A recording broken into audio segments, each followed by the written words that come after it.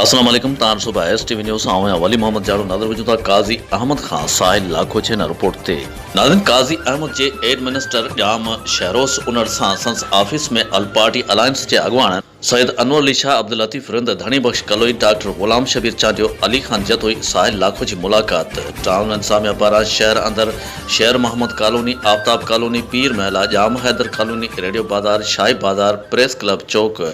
डेड़ान road समेत सतनी warden में सफाई न करण ऐं सफेद पोश ऐं गोसलो मुलाज़मन बाबत शिकायत कई ऐं मुख़्तलिफ़ मामलन ते कचारी थी जंहिं ते एड मिनिस्टर जाम शहरोस उन्हनि मुलाक़ात लाइ वफ़द खे यकीन दहानी कराए त सफ़ाई जो अमलो बिल्कुलु घटि आहे पर मुंहिंजी कोशिश हूंदी त जल्द शहर जे